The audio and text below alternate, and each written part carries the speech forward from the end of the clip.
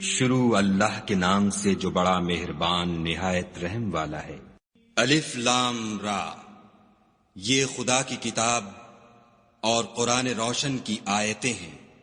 کسی وقت کافر لوگ آرزو کریں گے کہ اے کاش وہ مسلمان ہوتے۔ اے محمد صلی اللہ علیہ وآلہ وسلم، ان کو ان کے حال پر رہنے دو کہ کھا لیں اور فائدے اٹھا لیں، اور طول عمل ان کو دنیا میں مشغول کیے رہے۔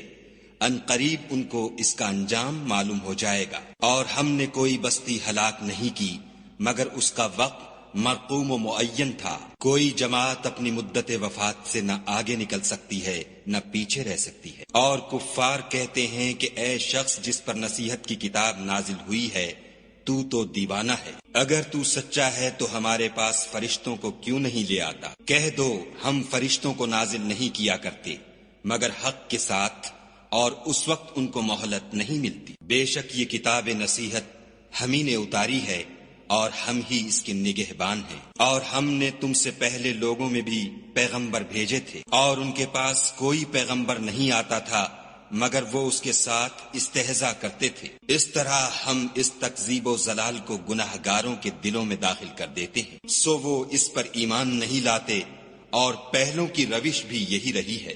اور اگر ہم آسمان کا کوئی دروازہ ان پر کھول دیں اور وہ اس میں چڑھنے بھی لگیں تو بھی یہی کہیں گے کہ ہماری آنکھیں مخمور ہو گئی ہیں، بلکہ ہم پر جادو کر دیا گیا ہے۔ اور ہم ہی نے آسمان میں برج بنائے اور دیکھنے والوں کے لیے اس کو سجا دیا، اور ہر شیطان راندہ درگاہ سے اسے محفوظ کر دیا۔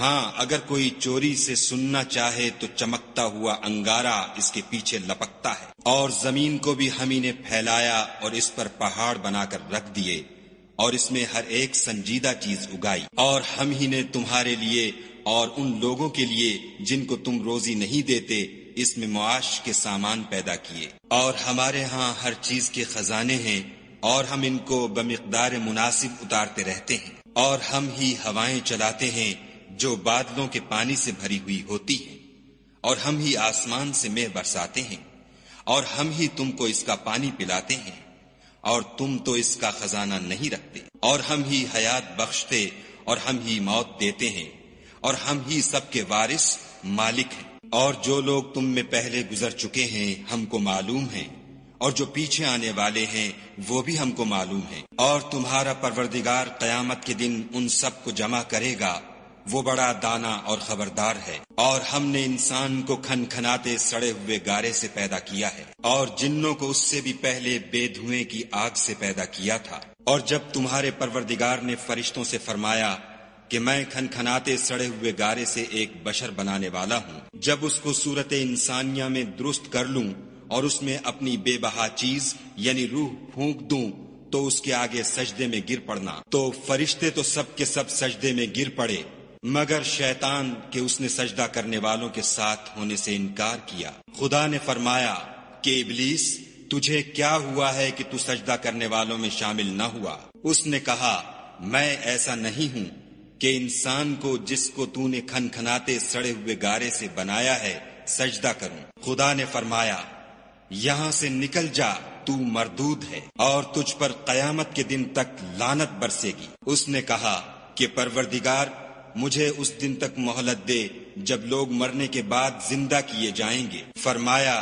کہ تجھے مہلت دی جاتی ہے وقت مقرر یعنی قیامت کے دن تک۔ اس نے کہا کہ پروردگار جیسا تو نے مجھے رستے سے الگ کیا ہے میں بھی زمین میں لوگوں کے لیے گناہوں کو آراستہ کر دکھاؤں گا اور سب کو بہکاؤں گا۔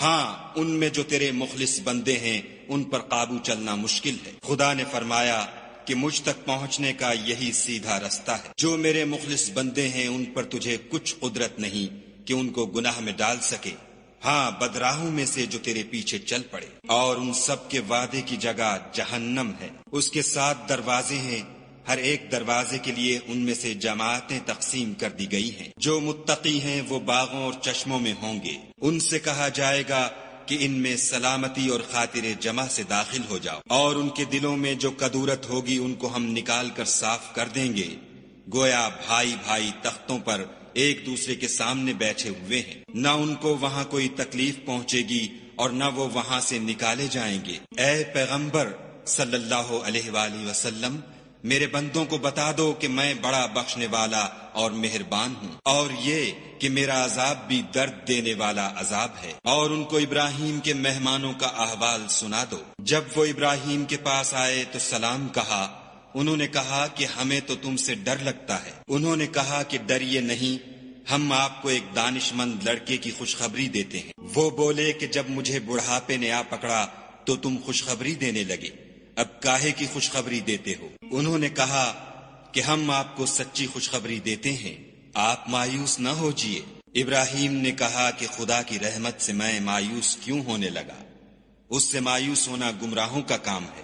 پھر کہنے لگے کہ فرشتوں تمہیں اور کیا کام ہے؟ انہوں نے کہا کہ ہم ایک گناہ گار قوم کی طرف بھیجے گئے ہیں کہ اس کو عذاب کریں، مگر لوط کے گھر والے کہ ان سب کو ہم بچا لیں گے، البتہ ان کی عورت کہ اس کے لیے ہم نے ٹھہرا دیا ہے کہ وہ پیچھے رہ جائے گی۔ پھر جب فرشتے لوط کے گھر گئے تو لوط نے کہا تم تو ناآشنا سے لوگ ہو۔ وہ بولے کہ نہیں، بلکہ ہم آپ کے پاس وہ چیز لے کر آئے ہیں جس میں لوگ شک کرتے تھے، اور ہم آپ کے پاس یقینی بات لے کر آئے ہیں اور ہم سچ کہتے ہیں۔ تو آپ کچھ رات رہے سے اپنے گھر والوں کو لے نکلیں اور خود ان کے پیچھے چلیں، اور آپ میں سے کوئی شخص پیچھے مڑ کر نہ دیکھے، اور جہاں آپ کو حکم ہو وہاں چلے جائیے۔ اور ہم نے لوط کی طرف وحی بھیجی کہ ان لوگوں کی جڑ صبح ہوتے ہوتے کاٹ دی جائے گی، اور اہل شہر لوط کے پاس خوش خوش دوڑے آئے۔ لوط نے کہا کہ یہ میرے مہمان ہیں، کہیں ان کے بارے میں مجھے رسوا نہ کرنا، اور خدا سے ڈرو اور میری بے آبروئی نہ کیجو۔ وہ بولے کیا ہم نے تم کو سارے جہان کی حمایت و طرفداری سے منع نہیں کیا؟ انہوں نے کہا کہ اگر تمہیں کرنا ہی ہے تو یہ میری قوم کی لڑکیاں ہیں، ان سے شادی کر لو۔ اے محمد صلی اللہ علیہ وآلہ وسلم، تمہاری جان کی قسم وہ اپنی مستی میں مدہوش ہو رہے تھے، سو ان کو سورج نکلتے نکلتے چنگھاڑ نے آ پکڑا، اور ہم نے اس شہر کو الٹ کر نیچے اوپر کر دیا اور ان پر کھنگر کی پتھریاں برسائیں۔ بے شک اس قصے میں اہل فراست کے لیے نشانی ہے، اور وہ شہر اب تک سیدھے رستے پر موجود ہے۔ بے شک اس میں ایمان لانے والوں کے لیے نشانی ہے، اور بن کے رہنے والے یعنی قوم شعیب کے لوگ بھی گناہ گار تھے، تو ہم نے ان سے بھی بدلہ لیا، اور یہ دونوں شہر کھلے رستے پر موجود ہیں۔ اور وادی ہجر کے رہنے والوں نے بھی پیغمبروں کی تکذیب کی، ہم نے ان کو اپنی نشانیاں دیں اور وہ ان سے منہ پھیرتے رہے، اور وہ پہاڑوں کو تراش تراش کر گھر بناتے تھے